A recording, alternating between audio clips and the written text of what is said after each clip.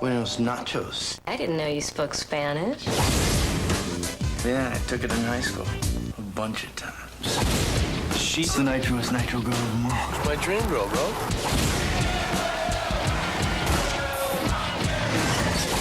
I got your poster up in my room. Which one? It's this one. Ready to Rumble, rated PG-13. Starts this Friday. Hey, folks, welcome back. It's a new deep dive for y'all to watch and enjoy. I, of course, am Jeff Galashaw, who is pen enough, as if you can't read. I'm sure you can, but I had to mention it. At Unfinished B1, and I am the host of Unfinished Business Television. And with me, as always, is mi amigo, Andre Joseph of AJ Epic Productions. Can you dig it, sucker? I think they can.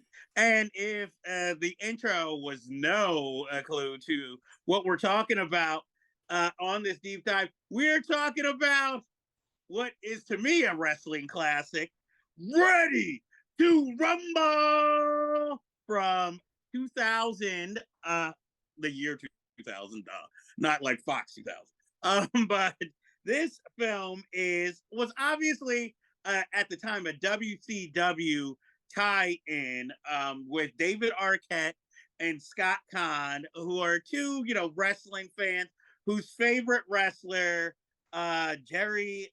It's a character based on Jerry the King Lawler, but Jimmy King, who gets basically his comeuppance as world champion because he's not adhering to the rules of, the announcer and the guy who runs the league. So he basically gets attacked and loses his title and goes missing. And these two wrestling fans want to get him back to the top. So they hunt him down, try to train him, but also learn who their hero really is because of all the bad transactions and people he's, I guess, kind of crossed. I picked this movie. Other than that, I felt it ties in with this month's wrestling theme, but also because I remember seeing this movie opening day. I will admit, I used to work in a movie theater at the time, so I could, but I remember being not hyped, but really excited for the film because, it had all these wrestlers in it at the time. Even though at the time I was starting to stop watching wrestling, I still watched WCW time to time. I had totally quit WWF as soon as Doink the Clown was introduced. But, so I was still holding on. And even though this was supposed to be the shot in the arm for the WCW at the time because their ratings were going down, it actually ended up being the final nail in the coffin for the league because, everybody, it really exposed how fake wrestling was to certain fans, even though they knew it was, with David Arquette winning the world championship title and then losing it 2 weeks later. And it just reeked of way too much promotion at the time. And, I personally like David Arquette as an actor, but it seemed at this point between this and C-Spot Run, he was becoming the low rent family film comedy star at the time. And Scott Kahn just came out of nowhere. I mean, I always knew he was James Kahn's son, but it was he didn't really have any big credits or roles to his name. So it's just huh? And, he's obviously the straight man throughout this. But while it has a stacked cast, two people in particular stand out. Oliver Platt is Jimmy King, who is an actor I feel never gets enough credit because he's been in loads of films ever since Flatliners, but no one ever truly gives him his flowers, even though he's usually, some of the best things in it and usually supporting. And if you really are an Oliver Platt fan, you'll also notice that he always has the line, wakey, wakey, eggs and bakey, somewhere that his character will say in all of his films. Even his dramatic work, which is really weird when you're watching a film where he's supposedly exposing Nazis. And it's why is this line here? But also Martin Landau as Sal Bandini. To me, one of the most memorable like characters in a movie ever, and he was actually a replacement for another actor in this film. But he's like one of the most memorable things, other than Rose McGowan always letting people know she hated this film. And she threw the script away 3 times before she accepted it. I guess she just needed the work. But I think it is a excellent, fun, fast-moving wrestling movie. Again, one of those, as long as you don't think about it too hard, you'll have fun with it in the premise. Andre, tell me about your history with Ready to Rumble. Okay, here we go. So I was watching the Monday Night Wars during this period, the wars between the WWF and the WCW with Monday Night Raw, Monday Nitro, and I was pretty much a WWE guy at that time because of the fact that I, was watching it regularly in the Doink the Crown era and, followed it through even in those dark times, when Bret Hart and Shawn Michaels were really the guys carrying that company. And here was WCW with all the old school stars like Hogan, Savage, and Ric Flair, pretty much the ones trying to relive their glory days with their second runs.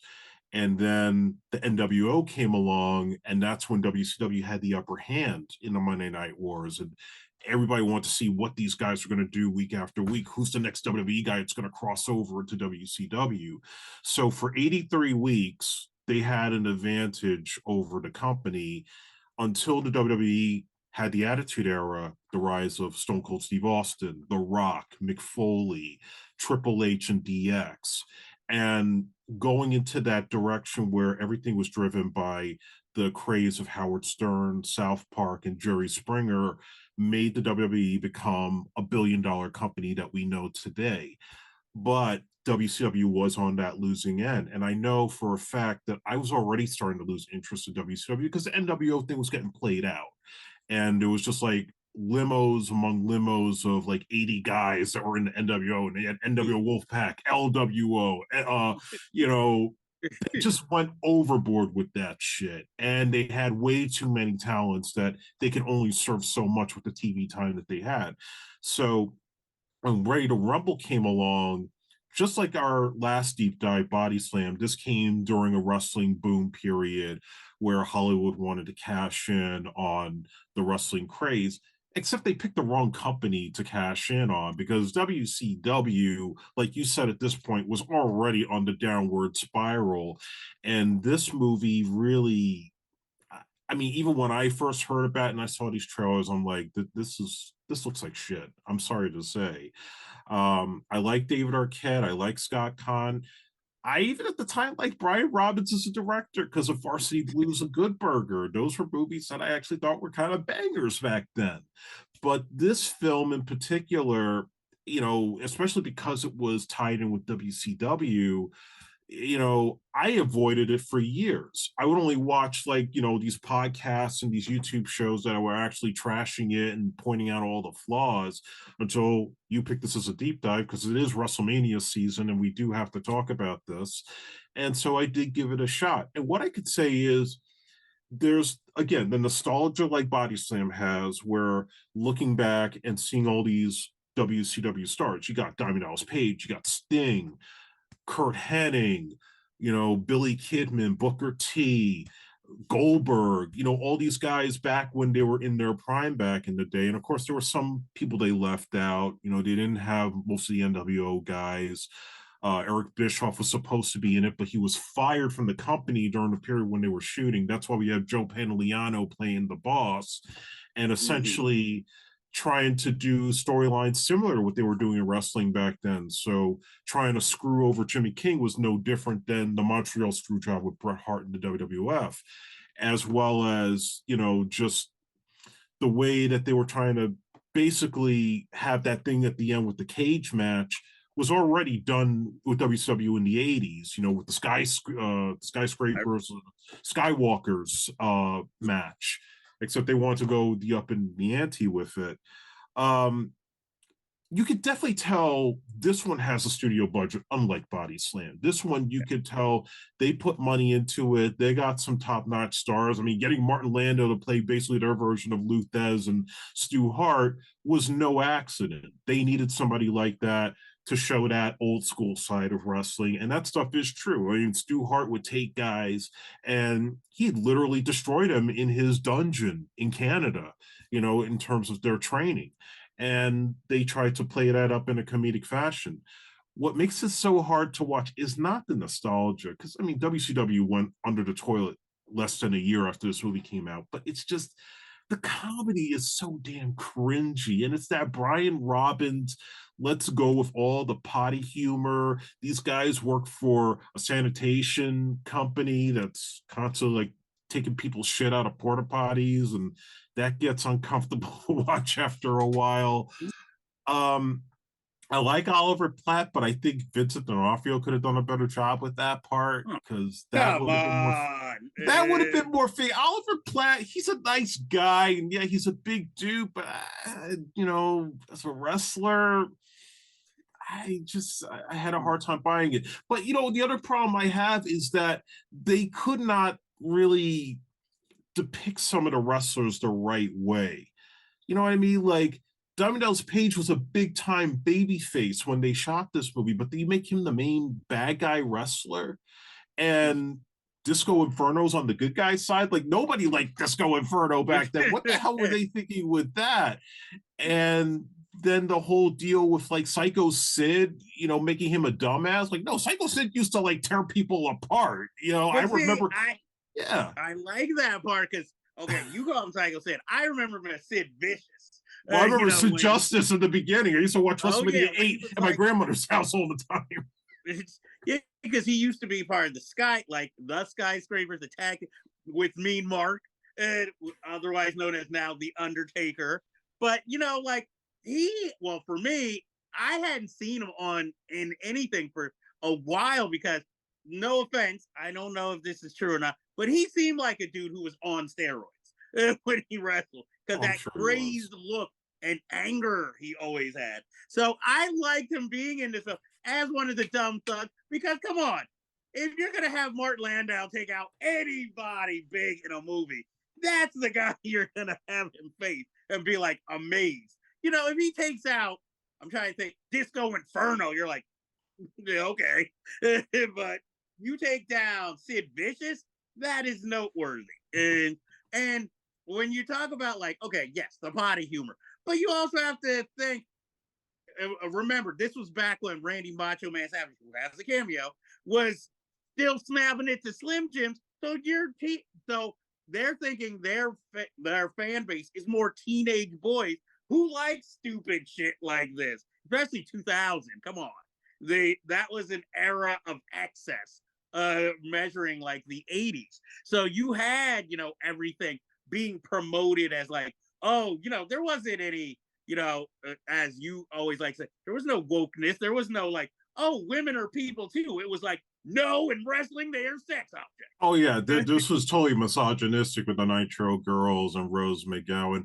Honestly, I was more attracted to the Wendy character. I'd like to have her on the show because she was a looker. Which one now? Which one was Wendy? She was the fast food girl that Scott Kahn hooked up with. Oh, okay, because I wasn't sure if it was the one he had the crush on or the one he eventually. Oh no, I wasn't crazy about the one he had the crush on. She was kind of a Kid Rock stuck sister. up. Yeah, she was stuck up. Well, that's her character.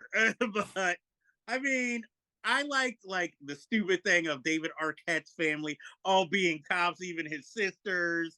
And you know, I'll admit, you know, you can say what you want about the movie, but Brian Robbins knew the highlight moment for when David Arquette comes back towards the end, you know, to, I guess, basically save the king. Yeah. And with that Kid Rock song, back when Kid Rock was acceptable, you know, that moment, I'm not gonna lie, in the theater, I really was feeling that moment, you know, like, yeah, did that, I will admit, that is what a lot of people accuse Steven Spielberg and other filmmakers of, where, you know, you let the music manipulate you. And I'll be like, yes, Brian Robbins did that in that movie. But you know what?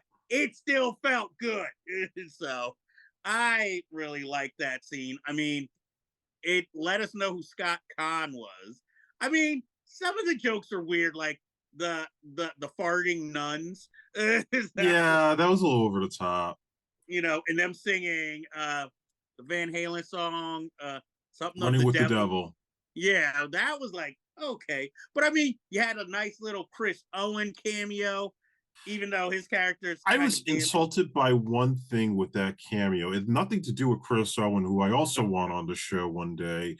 When you first see him in the arcade playing the WCW game, and that's not the WCW game everybody remembers. They should have had fucking WCW NWO Revenge. What's this cheap shit? I don't know, maybe a prototype of what was coming out, but they didn't have enough. It looked like that terrible ECW game from Acclaim that everybody took back once it came out. Like they wanted their refunds.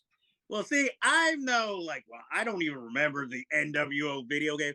So when I think of wrestling video games, I go back to the WWF era, and obviously why you can't put that in the movie. So if it wasn't WWF or WWE now movie, I'm like, yeah, I don't know any of those other video games. I just knew the ones that I grew up with. And I think maybe one of the reasons why I like this film is that, yeah, in my generation, we had no holds barred, but Ready to Rumble was probably more the kind of movie we wanted, you know, where it was like more than one or two wrestlers that you recognize. You had a whole cast of wrestlers you recognize, even if they weren't exactly playing the roles they were playing in the current thing. Because again, like as we mentioned on another deep dive, at the time, you had so many people crossing over, you know, and not knowing when the movie necessarily was going to come out, it might have been during a time when they're in their other role in the thing. I mean, it's just as ridiculous as when they tried to make Tony Tiny Lister Zeus a real wrestler in real life, you know, and he's obviously an actor. But they didn't put a title on him. They didn't, but they still had him wrestle Hogan and team up with Randy Macho Man Savage. For a reason, because Randy had to protect Zeus from looking bad in the ring. But see, that's the whole thing. And now you have but then that opened up the door for then David Arquette, who in real life now is like a kind of a wrestler, but really into wrestling. Well, yeah, and, he was deeply affected by the negative reaction, not so much to the movie, but when they made him win the title as part of the film's promotion. I mean, all the baggage he took, and then he did that documentary showing how it really screwed him up, that he actually went into real training and did some decent wrestling in the indie scene. Well, the whole thing also you got to keep in mind is that I guess when even he told them it was a bad idea for them to give him the title, but they still did it anyway. And being an actor, he has a movie to promote, so he had to go with it, you know. Yeah, and to his credit, he took his salary, he gave it to the family of Brian Pillman after his passing. So he actually, you know, his heart's always been in the right place. I got to give him respect for that. Exactly. And then you have he even has his father's in the film, Louis Arquette, who was actually the voice of Jimmy Superfly Snuka in the Rock and Wrestling cartoon. Yeah. So, you know, it all comes full circle. But I'm I really enjoyed it. Look, I'll admit, it's stupid, you know. It even has an early John Cena cameo. Oh, yeah. Well, before anybody really... When he was the prototype. Yes, and he has no lines. But he is in the gym sequence when they try to get Goldberg, you know, to come on their team. But it's this movie, look, it's just like how you were mentioning with Body Slam, it's not obviously not as classic as that, but it's a time capsule of the era in wrestling and of the fads at the time. Because I mean, you even have a Randy Macho Man cameo in a fantasy sequence. It's just this film to me, maybe it means something because it's the last. First of all, it's one of the last really good, fun wrestling movies. Because Iron Claw, obviously, you know, came out last year, but that's dramatic. Well, a decade later, you had The Wrestler, and that changed everything. Yeah, because it was again more dramatic. It's not fun. The reality. is happy to see Mickey Rourke make a comeback, but it was like, yeah, I wouldn't put that on like a movie I want to cheer me up. But Ready to Rumble was like that last era where it was like, it felt like it was more like a game or a video game, like something you went to on the weekend and like really got to, even if your guy lost, you were like, but you know what?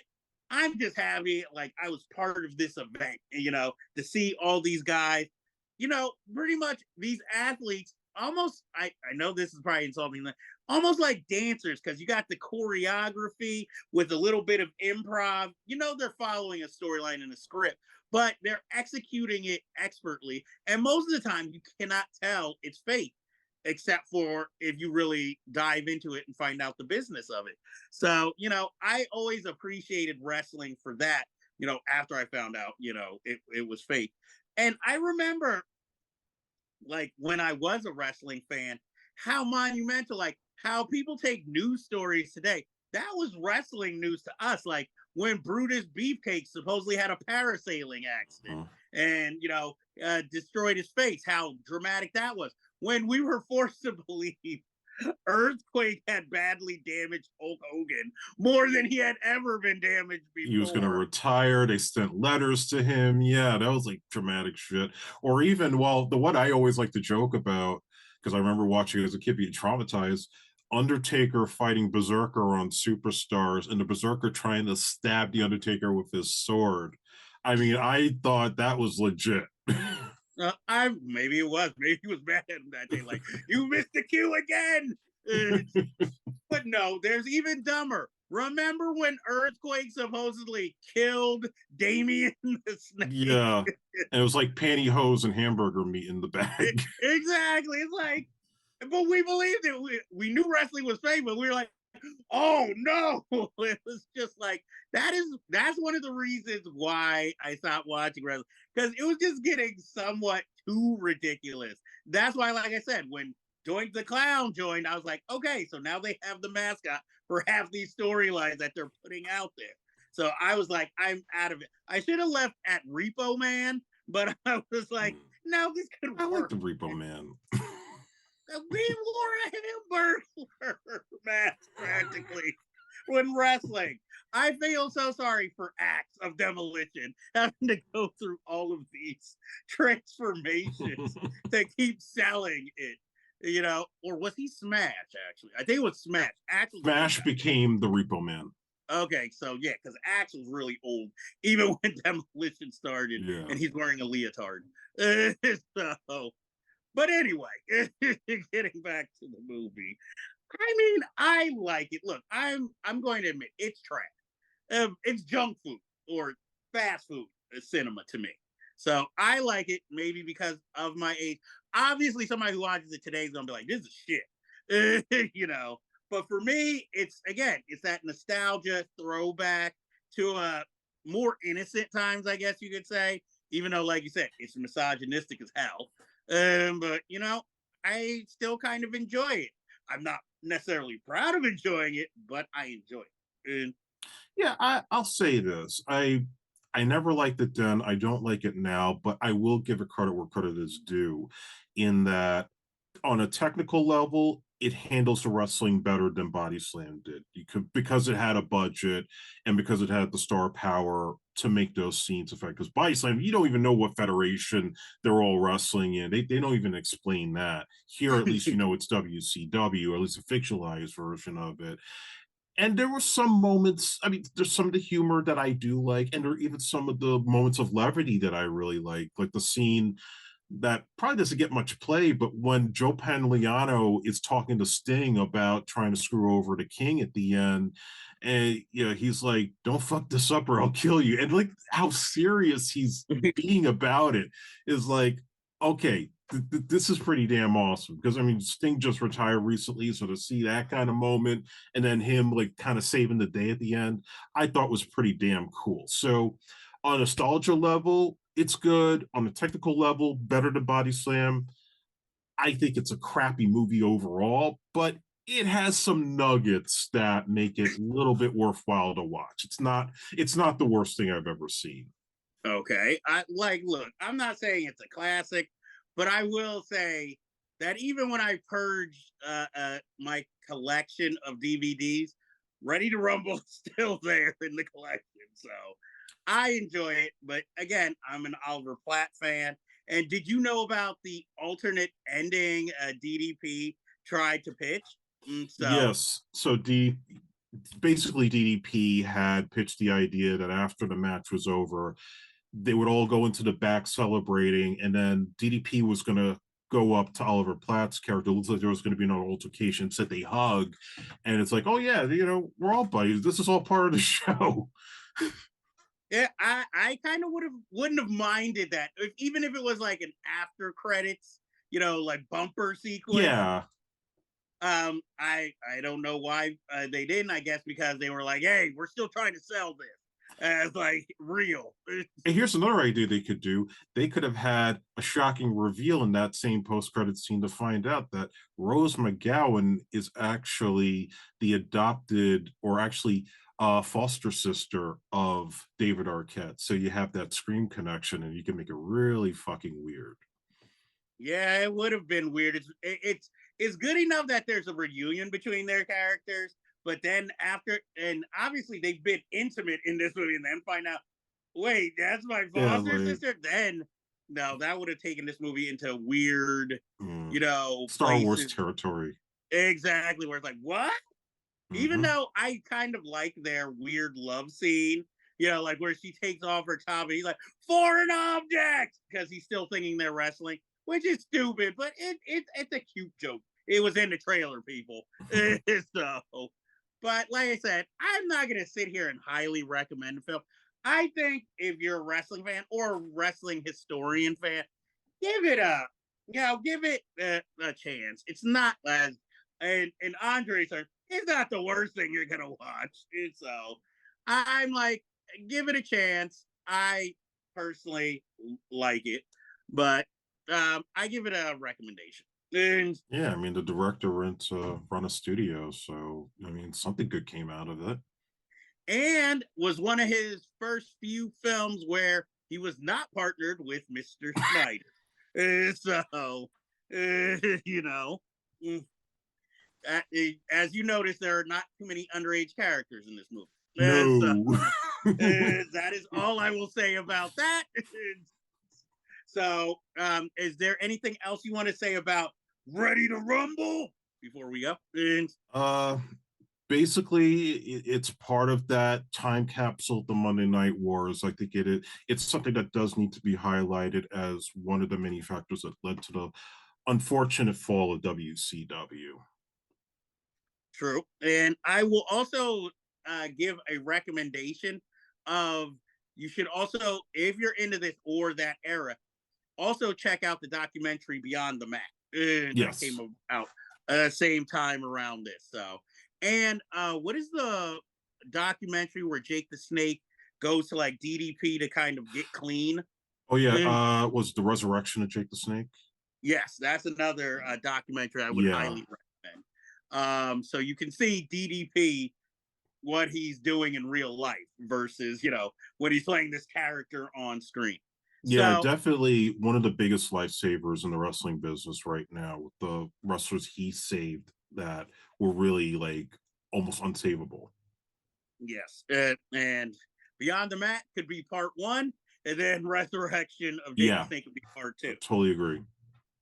So that ends this week's business. But as you know, we always have unfinished business, even in the deep dive. So until next time, folks, we bid you adieu. If you like this review, please be sure to like and hit subscribe to be alerted to new episodes in the future.